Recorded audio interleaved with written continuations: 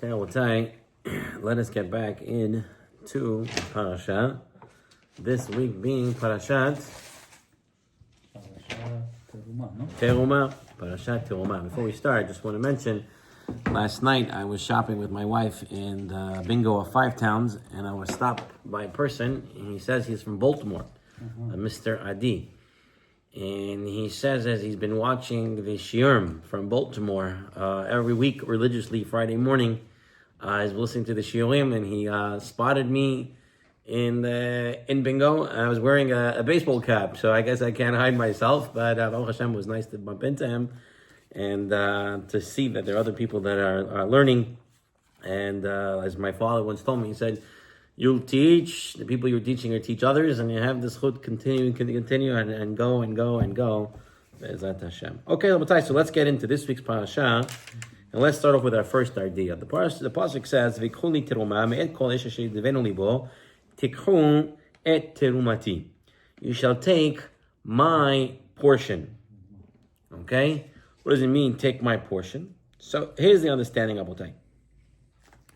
When someone gives tzedakah, when someone does a chesed, goes out of the way for doing somebody something, a lot of people feel that when they're doing something for somebody else, they're using their money, they're using their time, that what happens?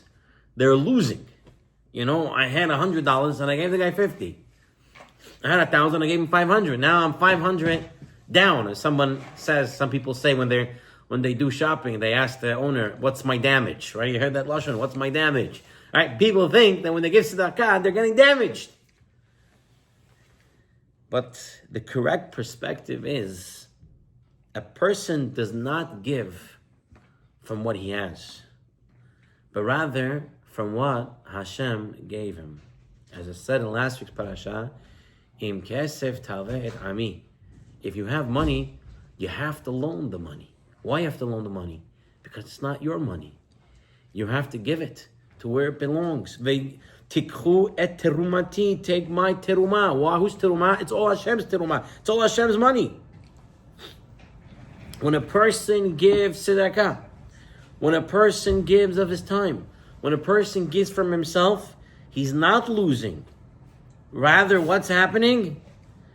By giving his money, he is blessing his own money. By giving his money, he is preserving his wealth.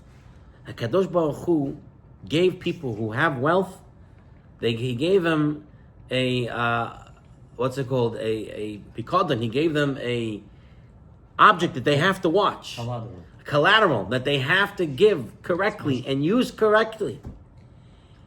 And if they don't use it, Hashem Shalom, HaKadosh Baruch Hu says, "You're not a good keeper of my money. You're not allocating the resources correctly." And Hashem takes away that money from the person. The pasuk in Mishlei, Shlomo HaMelech says, there is one who scatters and yet increases, and one who withholds, right? But it leads to poverty.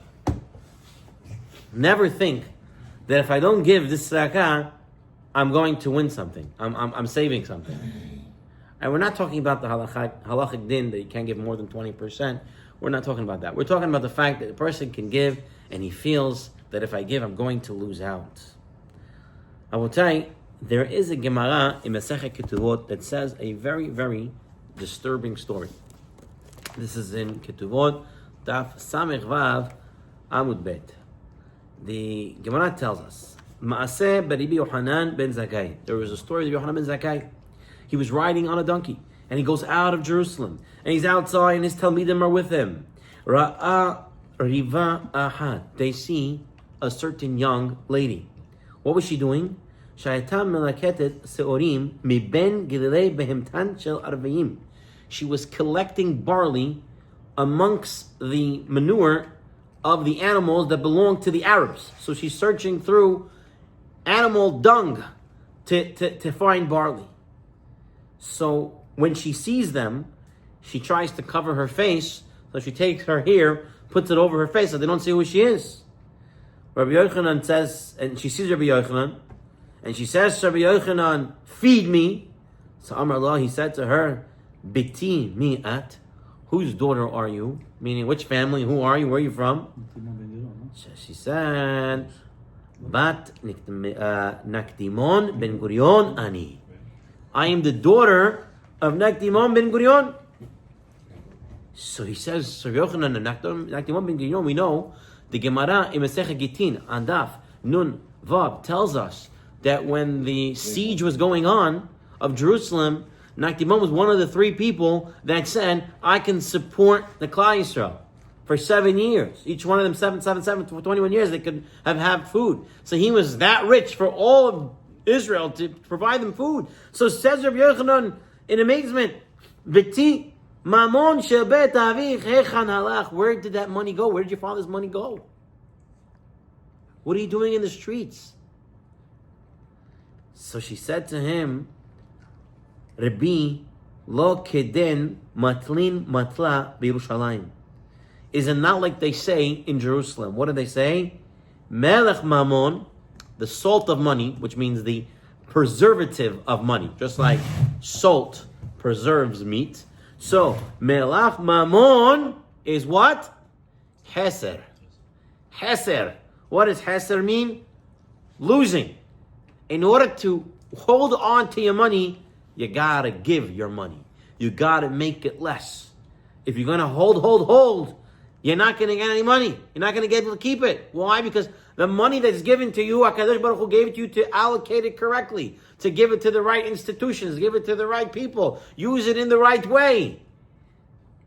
And therefore, she said, Melech Mamon Heser, she was alluding to the fact that he didn't preserve his money correctly. The Gemara says, some say, Melech Mamon, the preservative of money is Hesed. So the Resh on the Dalet, a lot of times the Resh on the Dalet, right, can get confused. Hesed. Using your money for Hesed. Using your money for Hesed. Not only Hesed for the other guy who needs help, but also for your family that needs Hesed. The wife who asks for another dress, another jewelry, another diamond, another this, another that, something for the kid. All this is also Hesed. You should know, using your money for those things are just as important. Tzedakah starts at the home. Don't be thrifty with your family and say, I need to give it to the other guy. You have to give that guy and you have to give your family. Melech Mamon, Heser, Melech Mamon, Hesed. Very important. That's the preservative of money. And so now Rabbi Yochanan says to her, V'shel bet hamich hechanu. Where is the money of your father-in-law? Meaning, you married into a rich family. Rich family to rich family. That's the way it works, right? So where is the money of your father? Your father's money is gone. What about your father-in-law's money? So she said, basically, they were families, so they invested together, and when the market collapsed or whatever happened, they both lost. Well, they were a good family, but their money didn't last. She then tells Rabbi Yochanan, she says to him, Rabbi, Zachorata, did you remember that when they wrote my ketuvah, how much money they wrote? He turns to his Talmidim and he says, I remember. I remember the ketuvah, not only did her father promise her 1,000,000 dinars, right? Dinare, million, elef alafim dinare zahav, mebet avia, chutz mishel hamia. Aside from what her father-in-law promised. Basically, her ketuvah was worth millions. And now what happened? And now she's out there in the field with the dung and looking for barley. So here's the question I will tell you. We know that Nakdimon was actually a big Baal Tzedakah. Nakdimon was a big Baal Tzedakah. Gemara says, "Nakdimon ben Gurion lo avad tzedakah." He didn't give tzedakah. Lo hatanya. Amru alav Nakdimon ben Gurion. Keshaya yotzer mebeto lebet midrash. When he would go out, he would have garments on the floor that he would walk on, and as he would walk on, the aniyim would come and take them. So tons of good fabric, good materials, good clothing. They would become tzedakah for the aniyim. So he gave a lot. We know that when the Jews would come up to be Ola Regel, there was no water. Nakdimon was the one who went and borrowed the 12 wells. Remember, and he promised the money. He said I was gonna give the silver talents. I would give for the if the rain didn't come in that certain time, and the whole huge miracle that happened there, right? His bitachon, how he trusted HaKadosh Baruch Hu, and he prayed, and it came, and the sun came back out. All of this is Nakdimon Ben Gurion. This guy was a big Baal Tzedakah. He was a Baal Moifus. He was everything. And so, what is his daughter saying? That he didn't give enough tzedakah. He didn't give tzedakah. What does this mean? So listen to what the Gemara says the answer is. The Gemara says, Lefum gamla shihana. According to the strength of the camel is the load.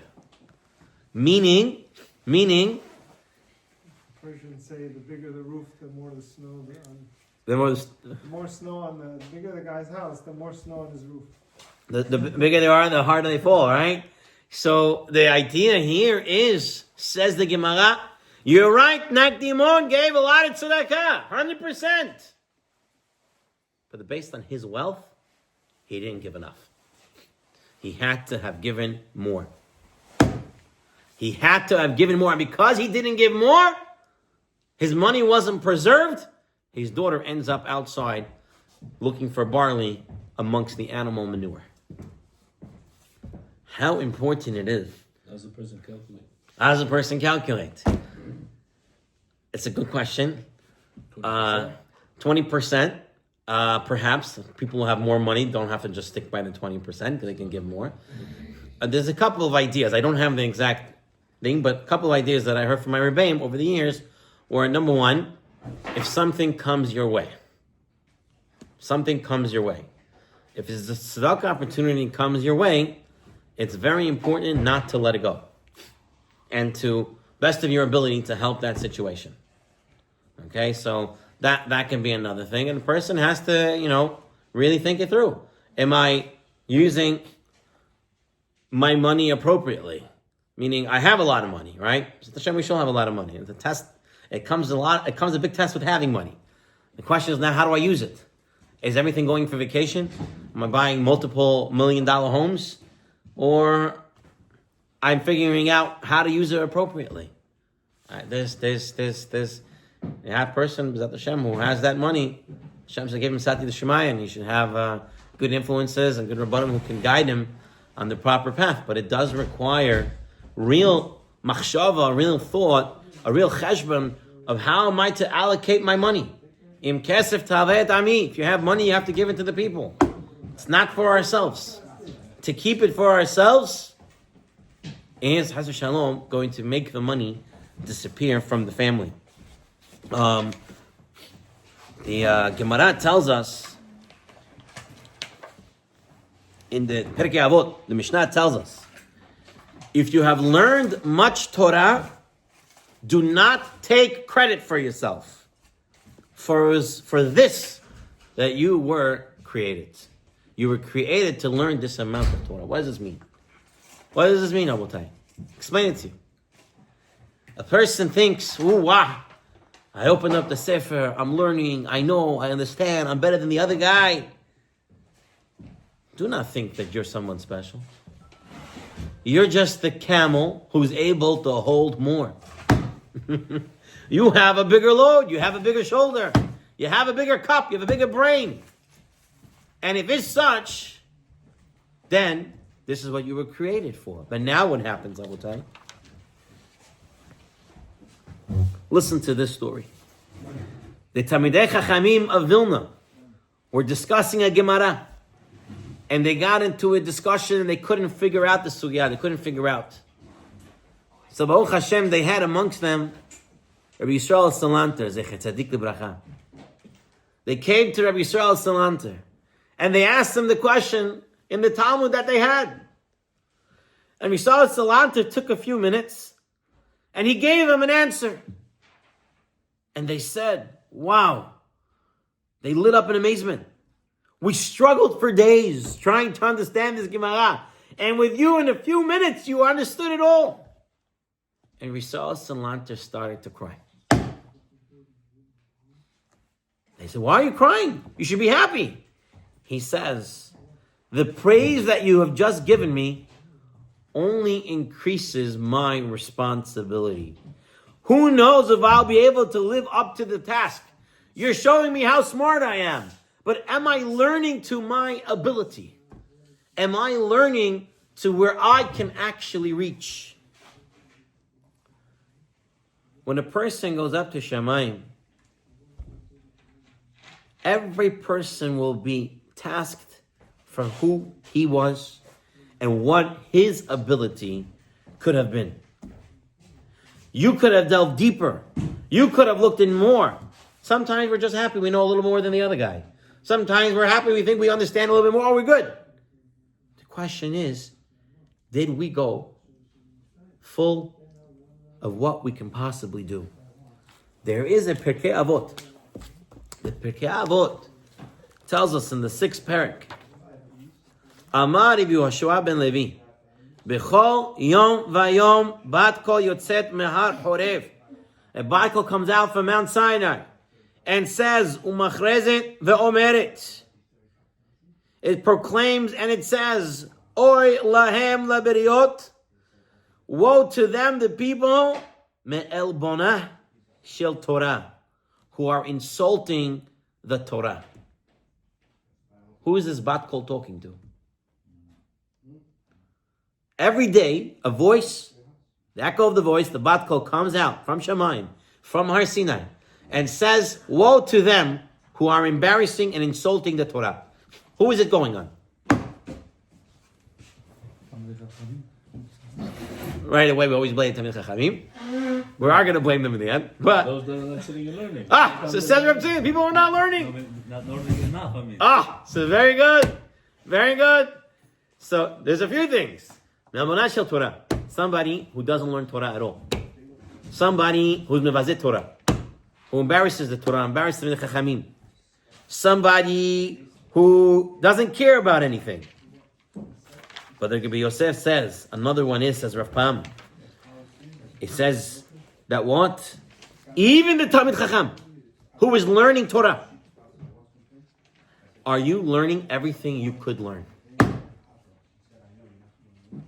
Says Rav Pam. And he's talking to yeshiva guys.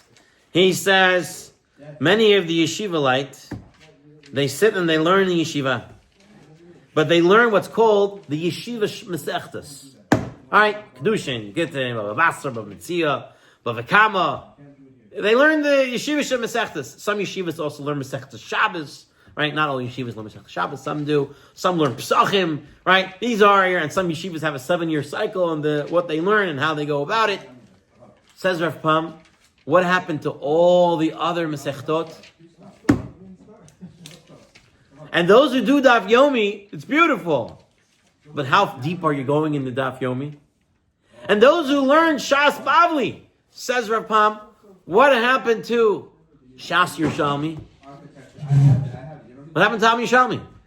Baruch Hashem, you should know that in recent years, they've done a wonderful job in making Yerushalmi much more accessible. Right? The difference in Yerushalmi and Bavli, in a nutshell, not in the difference of what it is, but the difference of how you learn it, is the Bavli is much more detailed, a lot more words, and a lot more explained. Yerushalmi, it's a lot of abbreviations, a lot of abbreviated text, and if you don't have someone teaching you how to go from point A to point B, you're going to get confused. Also, a lot of these works that have done the Oiz V'Hadar and the Art Scroll, they showed where lines got misconstrued. A line that's supposed to be 3 lines up ended up 3 lines in the bottom, and so it's done a lot of work. Rav Chaim Kanevsky, Zeichat Tzadik Lebracha, also has a pirish on Yerushalmi. He's gone through it and gave it to make it more accessible for people. So what? Where's the Yerushalmi in our learning? You know, Bavli starts with Daf Bet. Daf Aleph is in the Yerushalmi. All right, Yerushalmi, I should have starts with the Daf Aleph. So you got to learn Yerushalmi. Says Rav Pam further. He says people learn if they get up to Shulchan Aruch, right? They get up to learning Shulchan Aruch, learning halacha, l'maisa. What do they learn? They learn, hopefully, they're learning Archaim, they're learning the Hilchos Tefillah, Hilchos Brachos. Hilchos Rosh Chodesh, Hilchos Pesach, Hilchos Shabbos, hopefully. And then they get up to Yeridea, and they're doing Basar V'chalav, Teruvah, Melicha. But what about the rest of Yeridea? What about the rest of Even Ezer? What about the rest of Choshen Mishpat? Okay, you're not going to be a dayan. I'm not going to be a dayan. Fine, but learning the halachot, starting to make a seder, starting to learn something, delve a little bit into it. Right? They say that anything you learned in this world, when you get to the next world, you're going to learn it completely. Because here in this world, you can never completely understand it. But then that requires you to open the sefer. That requires you to look inside. That requires you to take a little bit to understand it. Oh Hashem, today a person cannot say, I don't have access to this. There are Hoshen Mishpat Shiurim, high-level Shiurim, that one person can find online with great Rabbanim giving the Shiurim. So if you can't get to the yeshiva can come to you. There are programs, there is everything out there. There's Bavli, Shas Yerushalmi, Daf Yerushalmi, they have. Baruch Hashem, I'm zeichet every day to do Daf Yerushalmi with Rabbi Rosner from Eretz Yisrael. He has a podcast every day. He gives a shir in Yerushalmi. Amazing, mind-blowing how much you can learn on that half hour, 45 minutes of just spending a little bit time in Yerushalmi. And this is a very important thing. Because when you're able to learn Bavli, you have now shown that you can learn something else. Right? Every time you learn a new thing, you have now opened your horizons to learn more and more and more. And if a person doesn't try to do more, it is an insult to the Torah. Why don't you learn more? Why don't you do more? Our shoulders are broad. We're able to learn more. We don't understand how much we can do.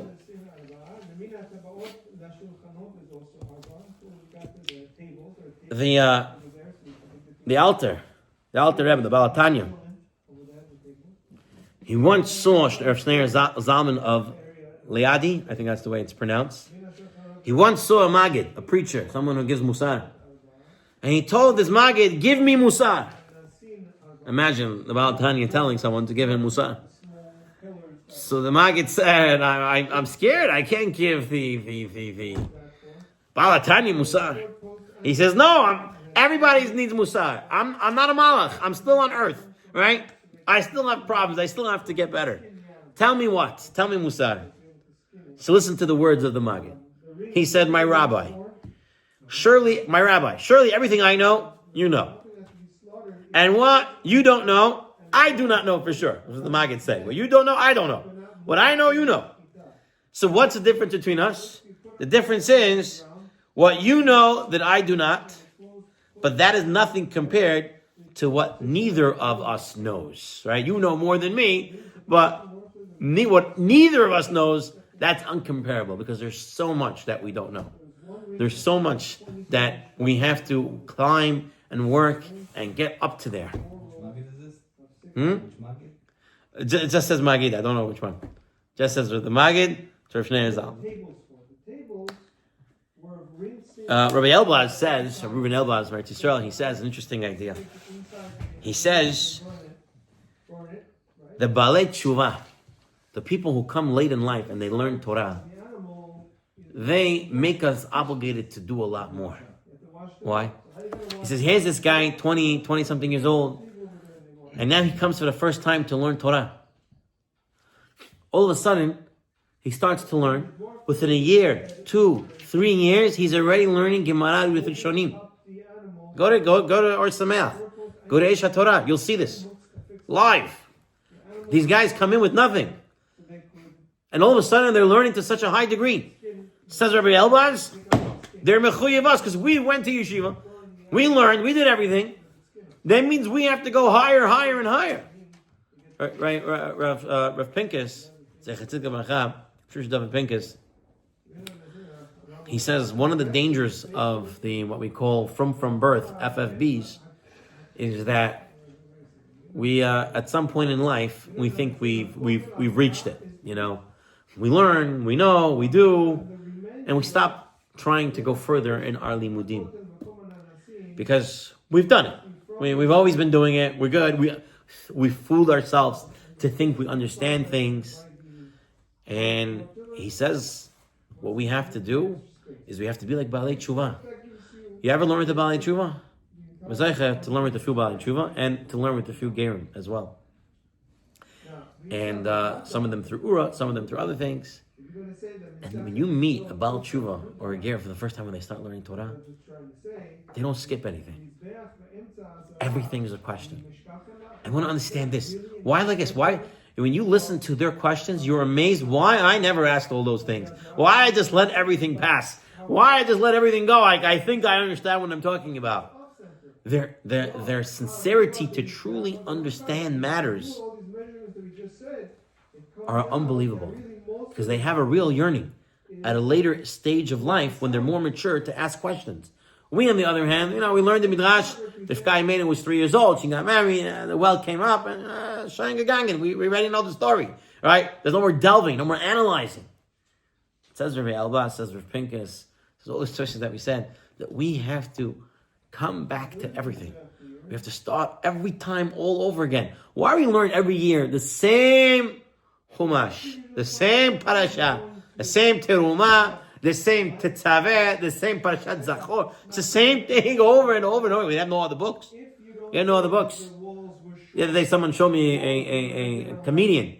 This guy was making fun of Hasidic Jews, and they said, "Oh, these Hasidics are always reading." So he says, "What are they reading?" He says, "Oh, it's either one of 2 books. It's either the Torah or the Talmud." Right? And I'm like, we have so many more Sfarim. Those are the the main ones, but we have so many more. But the truth is, that's what we do learn. This is Daf Yomi, right? We learn every 7.5 years. We go back and we go back and we go. Why are we going back all the time? Because guess what? The first time you learned it, guess what? You didn't get everything. There's no way in the world you got everything. That's why as soon as we finish the Masechta, what do we say? Hadran alach. We're going to come back to you. We just finished it. Are we coming back to it? Yeah. Because there's no way that we actually finished it. We think we finished it. Come back to it a second time. Takes on the whole thing. The Vilna Gaon said, right? Based on the Gemara, 100 and 101 are 2 completely different worlds of how many times a person learns something. And so a person has this ability. A person has to go and do it. No one should ever think that I'm going to get away with an excuse, right? I don't understand. I have some people come to me. I said, "Why didn't you come to the shir?" He says, "Whatever rabbi you say comes in one ear, out the other ear." I said, "Well, Hashem, it came in and came out the other way. At least it came in you, right? Some people, it don't even come in. It bounces right off. It's out, right? You, Baruch Hashem, it came in you. It came out. But it's going to come through. Eventually, if you continue to learn and learn and learn, it's going to come through. Tanah Devei Eliyahu teaches us an amazing story.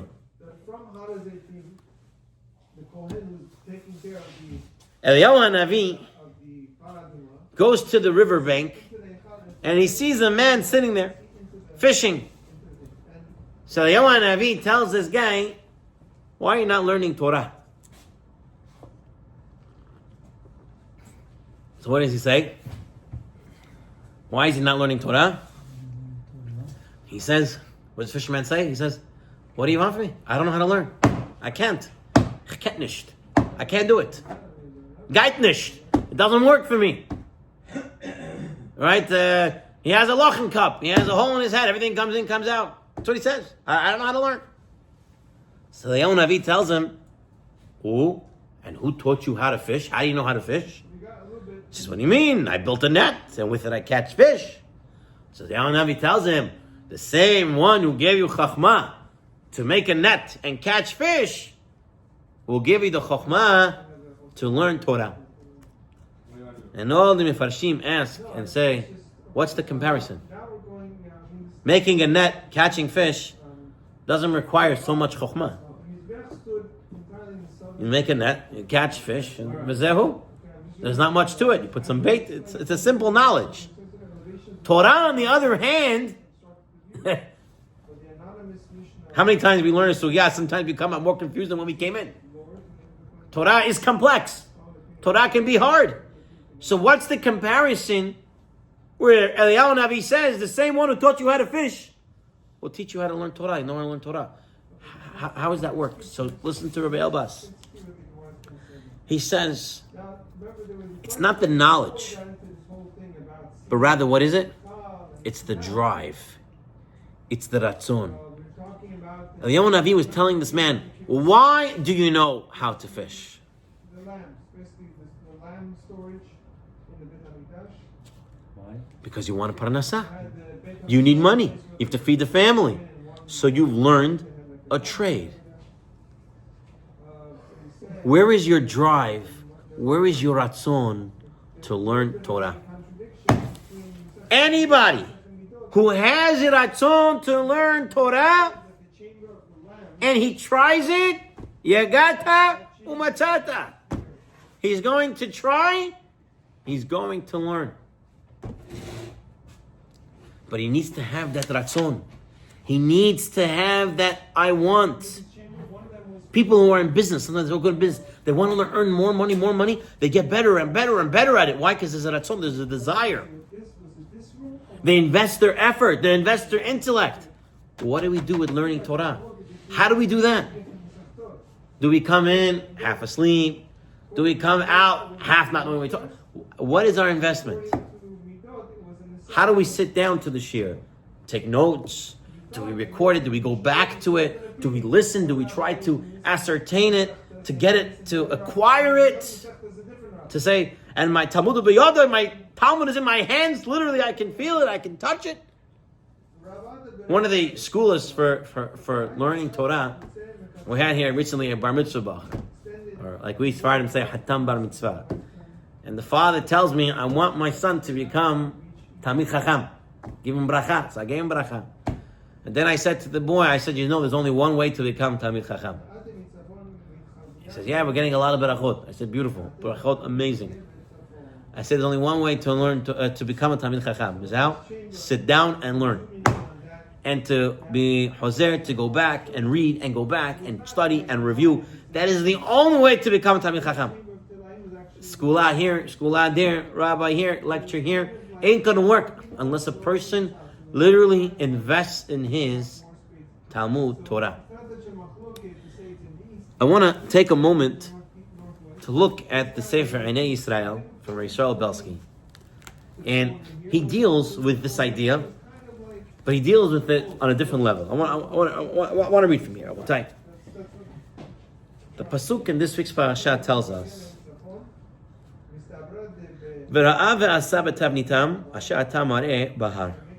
see and craft them according to their design that you behold on the mountain. Kadosh Baruch Hu is telling Moshe Rabbeinu, all the kelim in the Mishkan, I've shown you. Hashem showed it to him in Shamayim. Go and make them now. There's actually 3 statements in the Gemara Amenahot that says how the menorah was created, how the menorah was fashioned. Rashi also gets into it. But the Gemara Amenahot tells us 3 opinions. The Gemara says, number 1, that Rabbi Yossi, the son of Yehuda, said, a menorah of fire descended from Shamayim. Moshe took a look at it, and he made the golden menorah. That is Rabbi Yossi, the son of Rabbi Yehuda. Then Rabbi Hiya bar Abba said, you know how Moshe Rabbeinu made the menorah?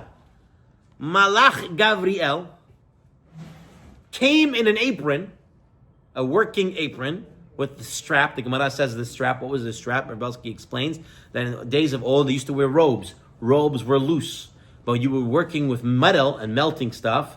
You didn't want your loose clothes getting in the way. So they took a strap and they held their clothes down tight to their body so it wouldn't interfere with the work. So the Gemara says, Malach Gavriel came with this tight apron and he showed Moshe Rabbeinu how to make the menorah.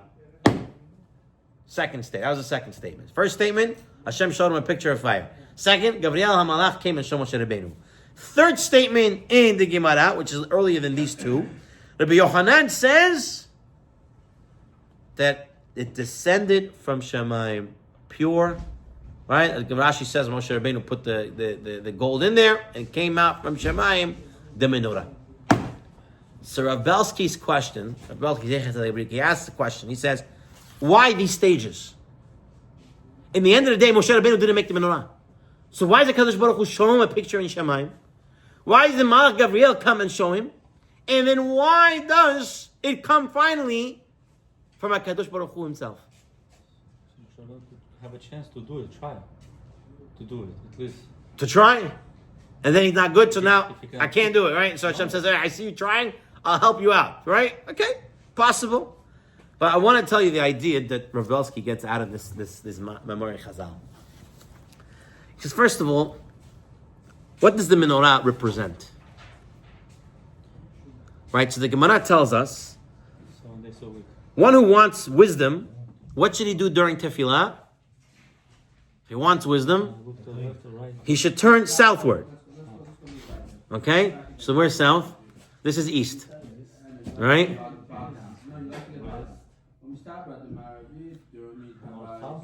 Right. So this is south and this is north. So if he wants chokhmah, he's to face south. And if he wants wealth, he should face where? He should face north. Now, first of all, it doesn't mean that you turn this way in tefillah. All right? We should always face towards Eretz Yisrael, towards Yerushalayim during tefillah. And here in the United States, in New York, we face east. But it means to slightly turn your head to that side. Some say it means slightly turn your body to that side. There's different opinions. But why? Why if I turn south, it's chokhmah? And why if I turn north, it is for wealth? Well, what's the reason?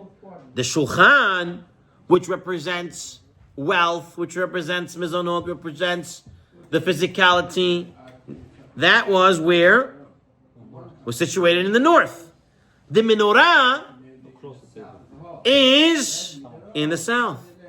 The menorah is chokhmah. Chokhmat shel Torah, the or, the light of the world. You know, in the days of old, the way they made windows was as follows. The windows were wider where? Inside, right? Because you want more sunlight on the inside. Now we're on the outside, so it gets a better source of light, a more narrow, more focused source of light, and then it spreads the light on the inside. You mean the regular house? The regular house. How was the Beit HaMikdash? It was on the opposite. It was Wide inside. let the outside get the light from the inside. Why? Because you don't need the light in the Beit HaMikdash. Mishkan didn't have windows. Only Beit HaMikdash had windows. There, you want the light of the Torah to head out to the world. Menorah represents Torah. Menorah has olive oil. Olive oil also represents Torah. In fact, Gemara Berachot says, one who sees olive oil in a dream should expect enlightenment in Torah. He's now going. Don't put an olive. Maybe put an olive oil next to your nightstand. So when you go to sleep, you'll see it, and then you'll have it in your dream, right? And then you'll have more enlightenment in Torah.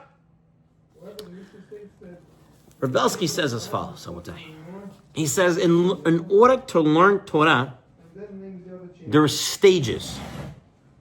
There is a succession of stages in order to get Torah. This is what he explains. Number one, Kabbalat Torah means a few pieces. Limud HaTorah. Person has to learn Torah. Now, when he learns Torah, he has to have a derech halimud, a way of learning. Klalei halimud. He has to have general principles of how to learn, like your Gimel Midos that we have, right? Of how to learn Torah. There are principles, the klalei halimud. There's derech halimud. There's limud haTorah. And finally, there is shimush tamidei chachamim. Serving tamid chachamim, which means learning, spending time, and understanding from them. And Rav Belsky writes here, I'm going to read what he writes over here. This is from his words that they wrote down. A self-taught scholar will only come to make serious mistakes in his learning and practice of Torah. Now, if you don't know about this guy out there, I'm not going to tell you his name, so you don't go searching for him. But there is a so-called rabbi out there that was popular in the Bukharian community in Queens. I don't know where he is right now and where he is, but he has 5.6 thousand subscribers on just YouTube. And I heard he's on, I don't have these other things, but I heard he's on Instagram and TikTok and I don't know where else he is, and he has thousands of thousands. I don't know if the guy himself is Bukharian. He might be. I'm not going to say his last name. I don't know for sure. I tried to check it out when someone brought it to my attention. But this guy, he's a self-taught guy. He taught himself Torah. But he taught himself all wrong. He says tefillin is fake. No such thing as tefillin. Our tefillin today is a little bit tefillin. He says it's not true. He said you don't have to wear tefillin. That's what he said himself. He said other stuff completely against the Torah, completely against the halakha. Baruch Hashem, if you don't know this guy, he doesn't run in your circles, it's good. It's very good. He goes around with the name Rabbi, and Rabbi Feldman from Ner Yisrael put out a video from Rabbi Feldman, because people, I guess, came to him and tell him what was going on. The Rosh Hashiva of Ner Yisrael put out a video saying that everything this guy, he found out what he's saying and stuff like that, and he brought out, and one of the things Rabbi Feldman said, he says, I'm sure that this guy never had a rabbi. Because if he had a rabbi, he would never say such things. Shimush Tamid Chachamim is so important. To have Rabbonim growing up, when I was zeicha to go to yeshiva. I'm an FFB from birth, and I was able to go to yeshiva here in the United States. Torah Semes Kamenetz for the first few years, then Torah Das for many more years, and you sat with Rabbonim, with Rebbeim who learned in Europe, Rebbeim who went through the war, Rebbeim who saw the previous generations of Gedolim, and they sat in front of you and you saw them, and today you go out and you see these so-called rabbis and you kind of get like a little like, Yiftach b'dara k'shmul b'dara, but in the end of the day, you see the stark differences.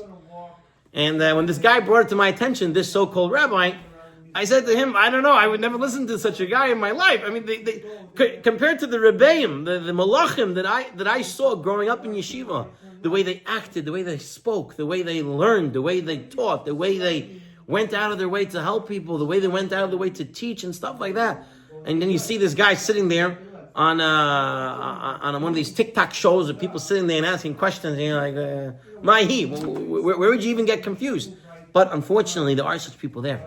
People who never had Shimush Talmidei Chachamim. Baruch Hashem, even till today, questions that come my way, I try not to answer right away until I speak to poskim. I ask them, I call them, I talk to them, I give them questions.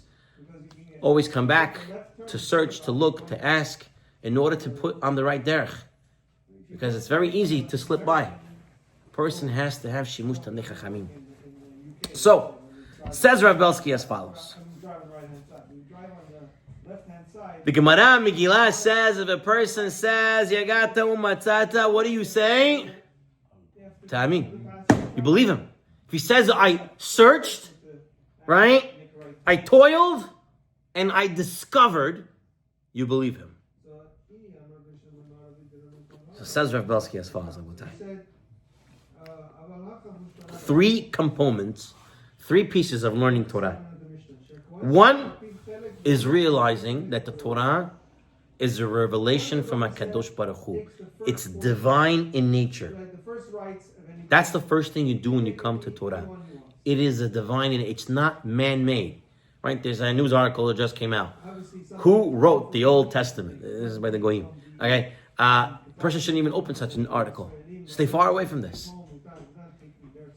Number one, the divinity of the Torah when I approach it. Number two, realizing that Torah requires seder. Not just sedarim, but seder. A way of learning Torah. You have to have a derech halimud.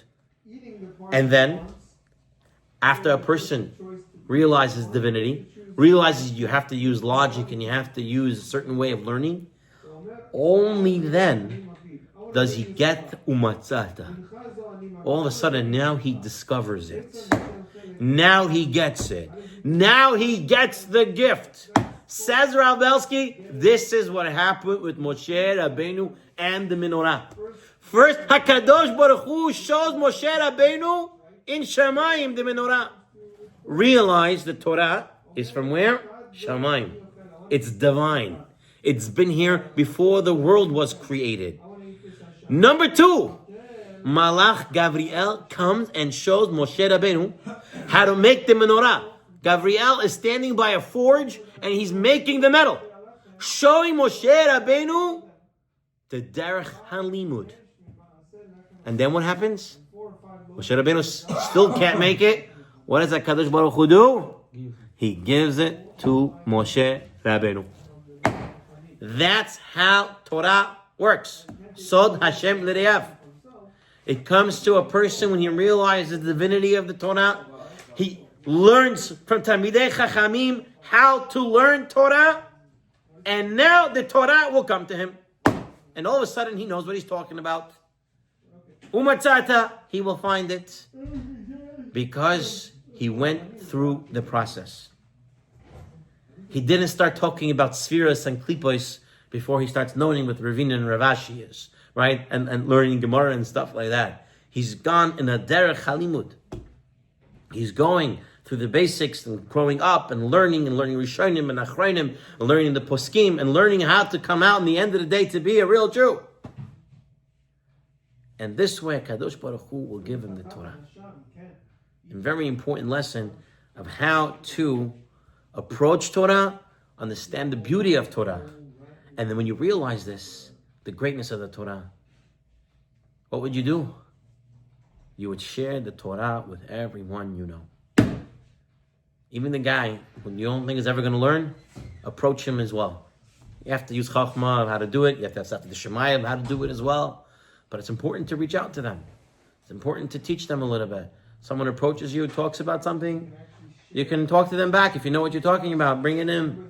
Give them a Shabbat. Give them a good time. And Be'ezat Hashem, we'll be able to bring many people back to Torah this way. We have a few more minutes. I want to spend the remainder on a halacha that is very important. And a person should have an idea about this. So the question is as follows. I'd like to answer the question what you said before. Yeah, go ahead. Before you said that you have to have dead, rabbi, Yeah. like that. But you just also brought the same Mishnah that said that he got the Matzat Ta'amin. He worked on it, How did he work on it? What was the process of work? What did the Mishnah say? He got that. How? He got that. Oh, yeah. What does that mean? You only can do something the right way. There's no way of searching or trying or toiling the wrong way. If I'm trying to build a house, but I am playing with blocks instead of actual construction material, I'm never going to build a house. Igata means I'm working the right way. The right way is this process.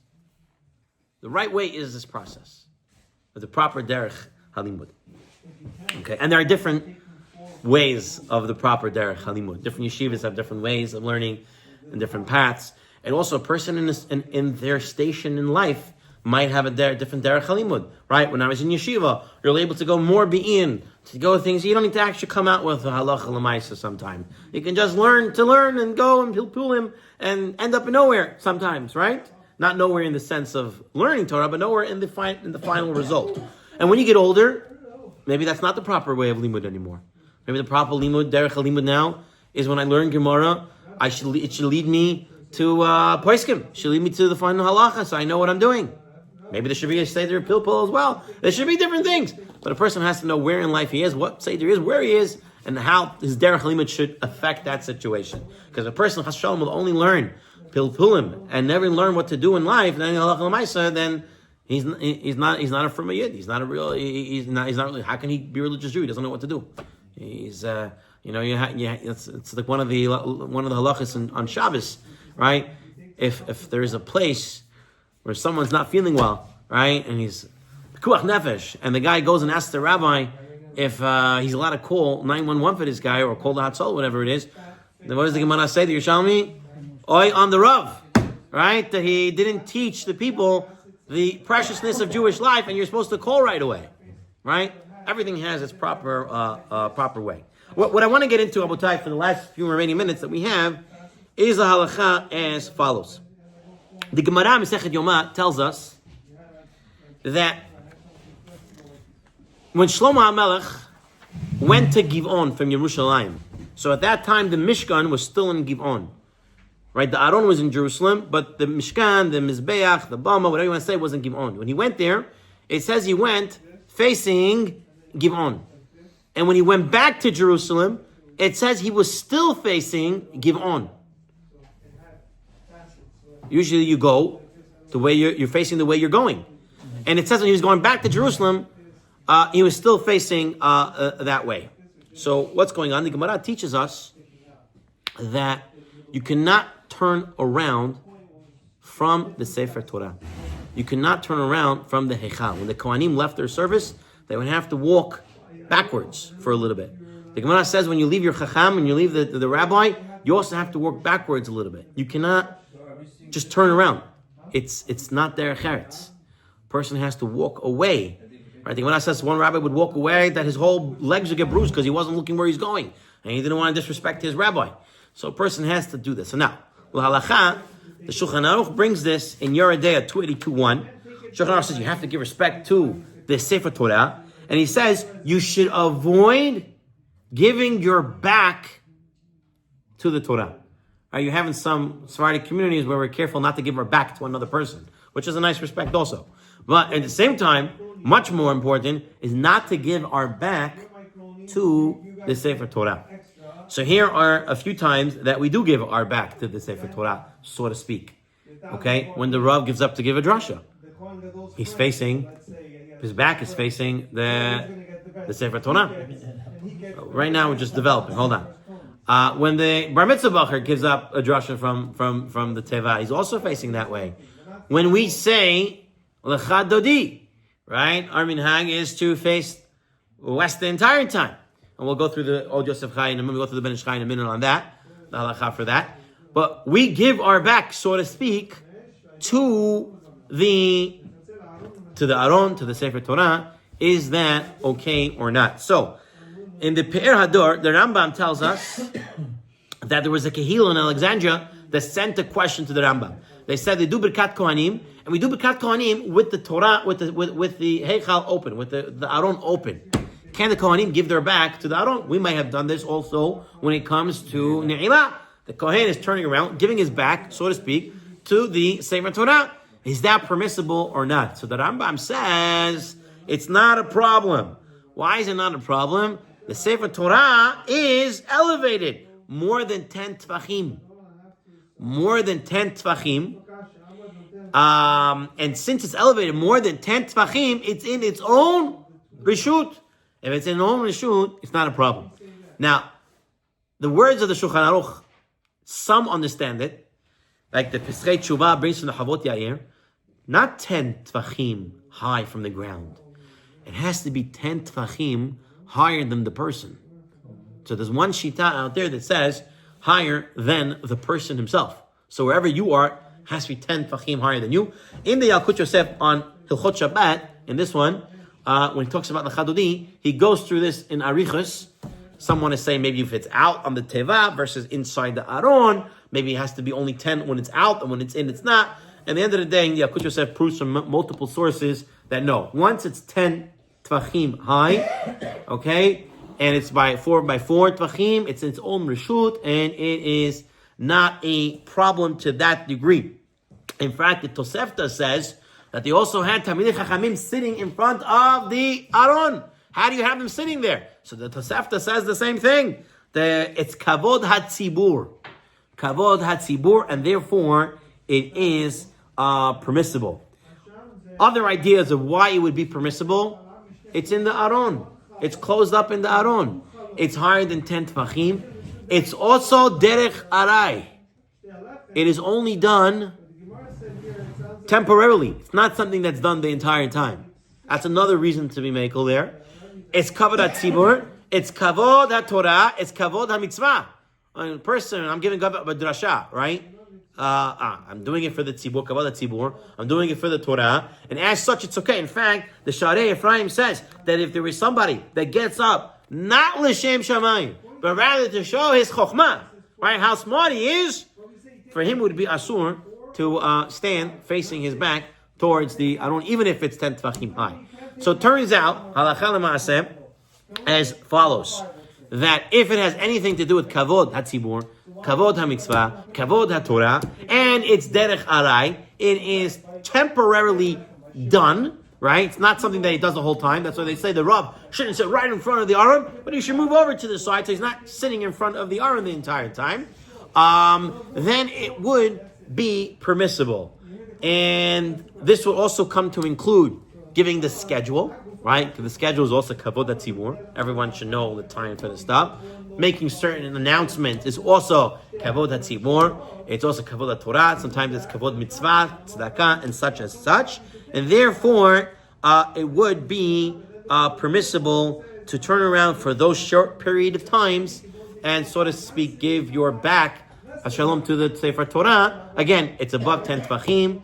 It's in the Aron. It's arai. It's kavod. And therefore, it would be permissible in those situations. Now, Baruch Hashem, in recent months, we have been following as the Ben Ish Hai and the Arizal and the Sharei Kavanah and the Yalkut Yosef when it comes to Lecha Dodi, of how to stand appropriately. So there is a beautiful siddur out there. I'm sure many of you have seen it. All Yosef Hai, there are different versions of it, meaning some is bigger, some is smaller, some have the commentary right on the bottom. I just want to read from you from here as he goes through the proper way according to the Ben Ish Hai. And Yalkut Yosef does not disagree with this at all. And this is perhaps, I had someone come over to me and say, Rabbi, we all our life, we only turned around for Boi B'Shalom. Why you switched everything up? I tell him, I don't know why we were doing everything all our life this way. But if the Arizal said, and the Ben Ish Chai said, and the Yalkut Yosef said, and everyone says to do it, they probably know a little better than us, so it's important that we follow this way. Anyway, first of all, we should know that L'chun Ranina, many have a custom not to say L'chun Ranina. Many have a custom not to say L'chun Ranina, but rather to start with Mizmor LeDavid. Rather to start with Mizmor LeDavid. In fact, the halakha is brought down that if you see that it's getting close to Shkia and you want to accept Shabbat before Shkia, right, or before it becomes nightfall, you should actually skip L'chun Ranina. And you should go straight to Mizmor LeDavid.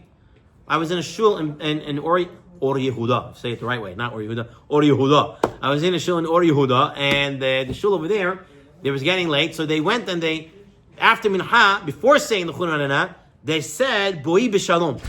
They said the one stanza, Boi B'Shalom, and they're accepting Shabbat, although the Arizal says you accept Shabbat, Boi B'Shalom. Shulchan Aruch says you accept it when? In Mizmor Shel Yom HaShabbat. Anyway, they said Boi B'Shalom, accepted Shabbat, and then went to the L'chun Ranina, and then went to the rest of the Chadodi.